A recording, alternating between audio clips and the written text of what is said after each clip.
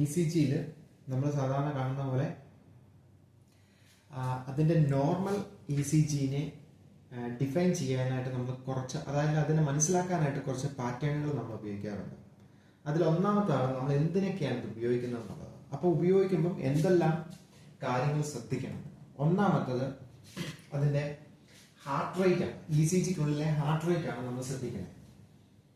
അതായത് heart rate എത്രയാണെന്ന് അറിയാൻ വേണ്ടിയിട്ട്. അപ്പോൾ ഹാർട്ട് റേറ്റ് എത്രയാണെന്ന് അറിയാനായിട്ട് നമ്മൾ നേരത്തെ ഡിസ്കസ് ചെയ്യുന്നതാണ്. കാരണം നോർമൽ ഇ സി ജി പറഞ്ഞപ്പോൾ അതിനകത്ത് പറഞ്ഞു പോയതാണ്. പിന്നെ ഇതിനകത്ത് ശ്രദ്ധിക്കേണ്ട അടുത്ത കാര്യമാണ് റിതം. അതായത് അതിന്റെ താളം. അതായത് മെയിനായിട്ട് നമ്മൾ ഇതിനകത്ത് നോക്കുന്നത് RR ഇന്റർവെൽ, രണ്ട് RRകൾ തന്നെ, QRS. അപ്പം ഈ QRSല് ഈ RR പി വേവ് കഴിഞ്ഞിട്ട് ചെറിയ ഗ്യാപ്പ് ഈ R വേവുകൾ ഇങ്ങനെ പോകാറുണ്ട്. ഈ R വേവുകൾ തമ്മിലുള്ള അകലം,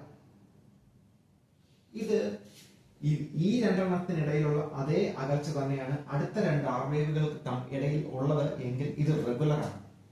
കാരണം പോയിന്റ് ബൈ പോയിന്റ് കറക്റ്റ് ആണ്. അയാളുടെ ഹാർട്ട് ഇടിക്കുന്നത് കറക്റ്റാണ്, കൃത്യമായിട്ടാണ്, യാതൊരു പ്രശ്നവുമില്ല.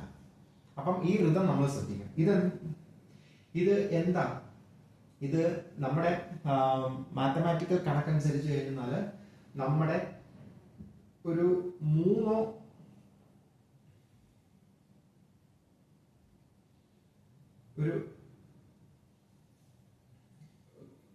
കണക്കനുസരിച്ച് കഴിഞ്ഞാൽ ഇത് കൃത്യമായിട്ട് നിൽക്കണം. അതാണ് RRന്റെ ഋതം എന്ന് പറയുന്നത്. ഇത് ഋതം മാത്രമല്ല, ഋതം റെഗുലർ ഉണ്ട്, ഇറഗുലർ ഉണ്ട്, അങ്ങനെ പല വ്യത്യാസങ്ങൾ ഋതത്തിലുണ്ട്. VT ഒക്കെ അടിക്കുമ്പോൾ വേറെ ഋതാ വരുന്നത്, കട കട കട കട കട കട എന്ന് പറഞ്ഞിട്ട് പോകും. മനസ്സിലായി? അപ്പൊ അത് നമുക്ക് പിടികിട്ടത്തില്ല. കണ്ടാൽ മനസ്സിലാവും നല്ല വളമുകളൊക്കെ, കാരണം ഇറഗുലാരിറ്റി ആയിരിക്കും. പിന്നെ ഋതം അത് കഴിയുമ്പോൾ പിന്നെ നമ്മൾ നോക്കുന്നത് PR ഇന്റർവെൽ. PR ഇന്റർവെൽ ഇതെന്താ സംഭവം? PR ഇന്റർവെൽ എന്ന് പറയുന്നത്, PR ഇന്റർവെൽ എന്ന് പറഞ്ഞാൽ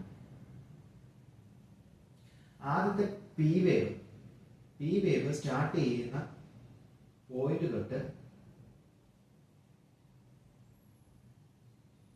QRS കോംപ്ലക്സ് സ്റ്റാർട്ട് ആകുന്നത് ഈ ടൈമിന് പറയുന്ന പേരാണ് PR ഇന്റർവെൽ എന്ന് പറയുന്നത്. അപ്പൊ PR ഇന്റർവെല്ലിന്റെ പ്രത്യേകത എന്താ? ഇതാണ് ഒരു ആട്രിയത്തിന്റെ ഫംഗ്ഷൻ മുഴുവൻ നടക്കുന്നത്. അതായത്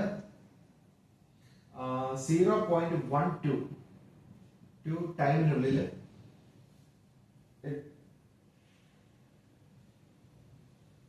ടൈം ടു 0.20 ടൈമിനുള്ളിൽ ഇത് നടക്കും. അതായിരിക്കണം ഇതിന്റെ ഗ്യാപ്പ്. മനസ്സിലായോ? ആ ഗ്യാപ്പിൽ ആയിരിക്കണം ഈ PR ഇന്റർവെല്ലിൽ, അതായത് ആട്രിയത്തിന്റെ ഫംഗ്ഷൻ മുഴുവൻ നടന്നിട്ടുണ്ടാവുക. അതായത് ആട്രിയം ഡീപോളറൈസ്ഡ് ആയി, വീണ്ടും റെസ്റ്റിംഗ് സ്റ്റേജിൽ വന്നു, പോളറൈസ്ഡ് ആയി. ഇതാണ് ആ ടൈം. പിന്നെ അടുത്ത സംഭവമാണ് QRS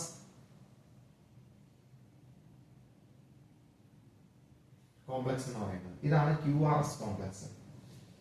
ഈ QRS കോംപ്ലക്സ് എന്ന് പറഞ്ഞാൽ വെൻട്രിക്കിളിന്റെ കൺട്രാക്ഷൻ ആണ് നമ്മൾ പറഞ്ഞല്ലോ. അപ്പം ഇതിന്റെ ടൈമും ഇതിന്റെ നാരോ എന്ന് പറയുന്നത് 3 കുഞ്ഞു കോളങ്ങൾ. അതായിരിക്കണം ഇതിന്റെ രണ്ടെണ്ണത്തിന് ഇതിന് ഇടയിലുള്ള ഗ്യാപ്പ്. അതായത് 1, 2, 3 ഈ ഒരു വിട്ടേ ഇതിനുണ്ടാകാവുള്ളൂ. ഇതിൽ കൂടുതൽ ഉണ്ടാക്കി കഴിഞ്ഞാൽ ഇത് വൈഡനിങ് ആണ്. വൈഡനിങ് ഓഫ് QRS കോംപ്ലക്സ് എന്നാണ് അതിന് പറയുന്നത്. മനസ്സിലായോ? ഇനി അടുത്ത സംഭവമാണ്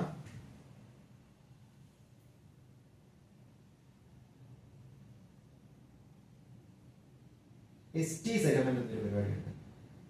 ST സെഗ്മെന്റ്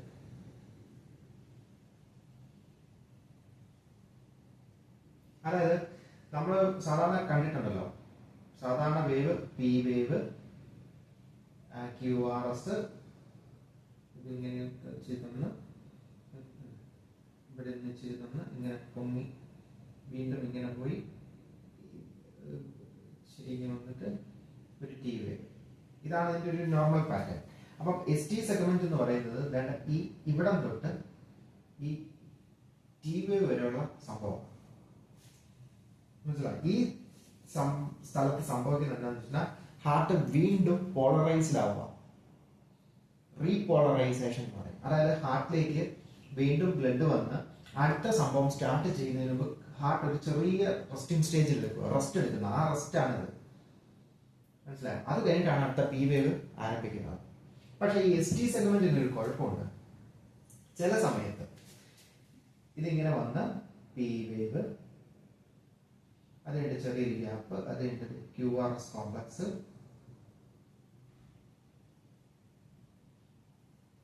പക്ഷെ ഇത് ഇവിടം വരെ വരത്തില്ല. ഇവിടം വരെ വന്നിട്ട് വീണ്ടും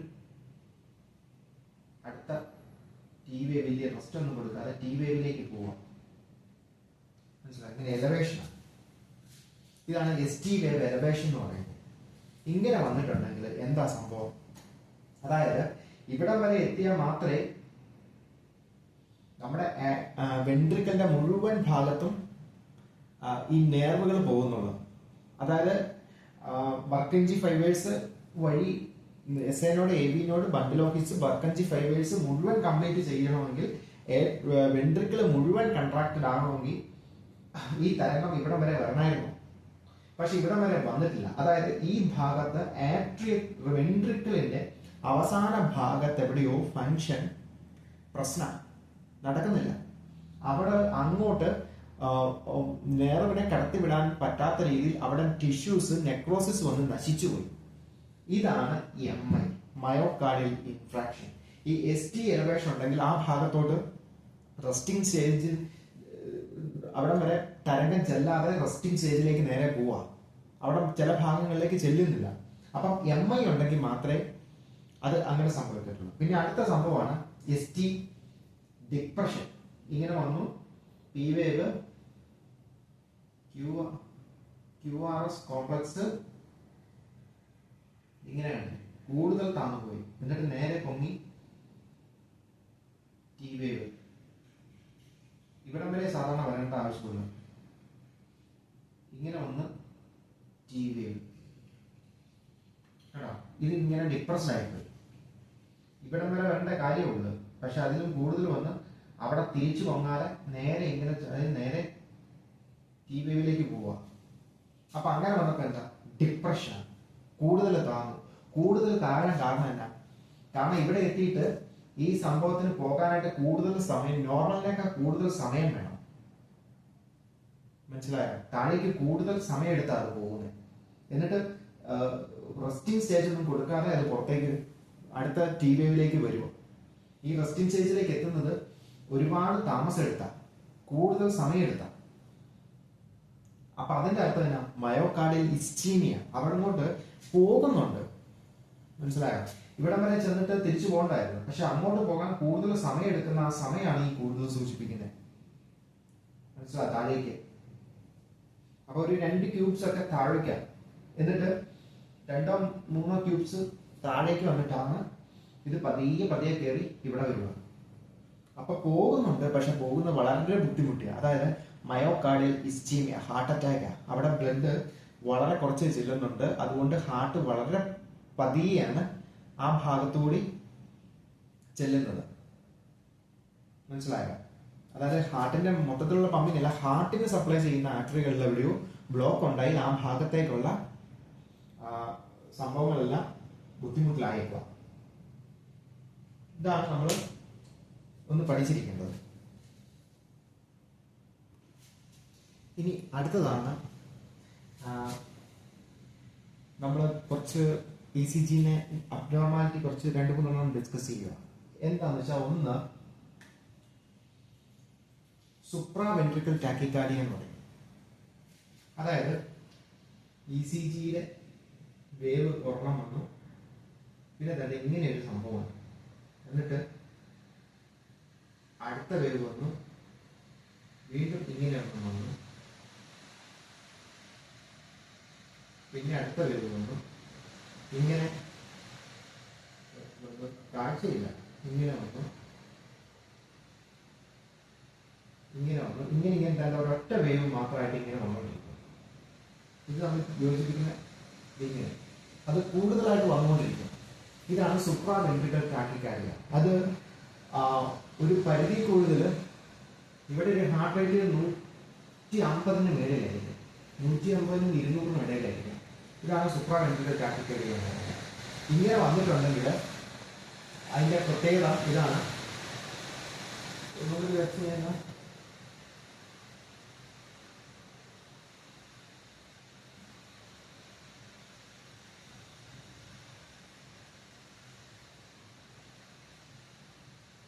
ഈ ഒരു രീതിയിൽ ഇവിടെ എന്താണെന്ന് വെച്ചാൽ പി വേവ് ആണോ ടി വേവ് ആണോ ഇടുന്ന ഒരു ചെറിയ വേവ് ഉണ്ട്, തിരിച്ചറിയാനായിട്ട് പറ്റത്തില്ല. കാരണം ഇത് ഒരു മിഷൻ അബ്നോർമാലിറ്റി ആയിട്ടാണ് പറയുന്നത്. കാരണം അതുപോലെ ഫാസ്റ്റ് ആയിട്ടാണ് വരുന്നത്. അപ്പൊ ഇങ്ങനെ വന്നു കഴിഞ്ഞാൽ സുപ്രാ വെൻട്രിക്കൽ ടാക്കിക്കാർഡിയ എന്നാണ് നമ്മൾ ഇതിനെ പറയുന്നത്. അപ്പൊ ഇങ്ങനെ വന്നിട്ടുണ്ടെങ്കിൽ നമ്മൾ ട്രീറ്റ്മെന്റ് എടുക്കണ്ട. മനസ്സിലായോ?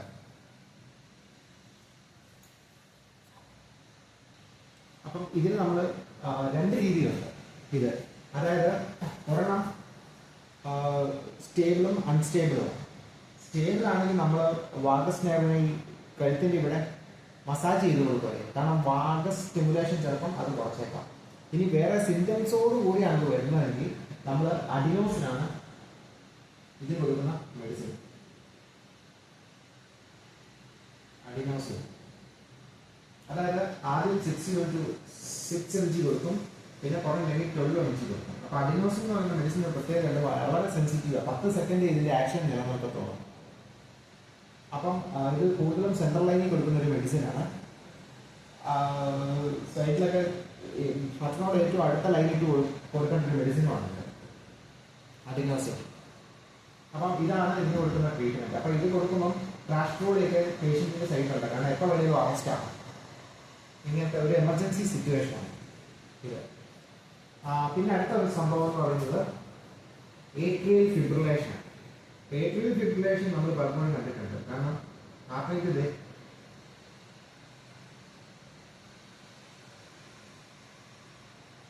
ഇങ്ങനെയാണ് വരുന്നത്. ഏട്രിയൽ ഫിബ്രിലേഷൻ എന്ന് വെച്ചാൽ ഈ വേവ് എത്രണ്ണം ഉണ്ട്, ഇത് മുഴുവൻ ഇറഗുലറായിരിക്കും. സുപ്രാ വെൻട്രിക്കൽ ടാക്കിക്കാർഡിയയിലും ഈ വേവുകളെല്ലാം ഇറഗുലറായിരിക്കും. അവിടെ ഇവിടെയൊക്കെ ആയിട്ടായിരിക്കും. മനസ്സിലായി? ഇവിടെ ഇറഗുലറും ആയിരിക്കും. ഇങ്ങനെ പി വേവിൽ നമുക്ക് ഇത് എന്ത് വേവാണ് നമുക്ക് പ്രിന്റ് ചെയ്യാൻ പറ്റത്തില്ല. കാരണം ഏറ്റവും കിടന്ന് ഇങ്ങനെ പടപടപടപടാന്ന് അടിക്കുക. പക്ഷെ വെൻട്രിക്കിൾ ഒറ്റ കൺട്രാക്ഷനേ ഉള്ളൂ. ഇത് ബ്ലഡ് ഒന്നും പാസ് ചെയ്യുന്നില്ല, ചുമ്മാ കിടന്ന് ഈ വിറക്കലാണ്. മനസ്സിലായി? അതാണ് ആട്രിയൽ ഫിബ്രിലേഷൻ. പിന്നെ ആട്രിയൽ ഫ്ലട്ടർ എന്ന് പറയുന്നത്. ഈ ആട്രിയൽ ഫിബ്രിലേഷന് ആട്രിയൽ ഫ്ലട്ടറിനും ഒരേ ട്രീറ്റ്മെന്റാണ്. അമിയോഡ്രോണാണ് കൊടുക്കുന്നത്. കോഡ്രോൺ അല്ലെ അമിയോഡ്രോൺ എന്ന് പറയും. അതായത് ആദ്യം 150 mg കൊടുക്കും, ശരിയായില്ലെങ്കിൽ 300 mg കൊടുക്കും. അത് ശരിയായിട്ടുണ്ട് 9000 mg ഇൻഫ്യൂഷൻ സ്റ്റാർട്ട് ചെയ്യും. ഇതാണ് അതിൻ്റെ ട്രീറ്റ്മെൻറ്റ്. ഈ ആട്രിയൽ ഫ്ലട്ടർ എന്ന് പറഞ്ഞു കഴിഞ്ഞാൽ പി വേവുകൾ ഇങ്ങനെ 1 2 കാണും. ചിലപ്പോൾ 2 പി വേവ്, 3 പി വേവ്. ഇതാണ് ആട്രിയൽ ഫ്ലട്ടർ. ഇതും ഇവിടെയും ഇറഗുലർ ആയിരിക്കും. ഇതാണ് മെയിനായിട്ടുള്ള നമുക്ക് അറിയാവുന്ന കുറച്ച് വ്യത്യാസം. ഇതിന് രണ്ടിനും ട്രീറ്റ്മെൻറ്റ് ഒന്നാണ്. കോഡ്രോൺ തന്നെയാണ് കൊടുക്കുന്നത്.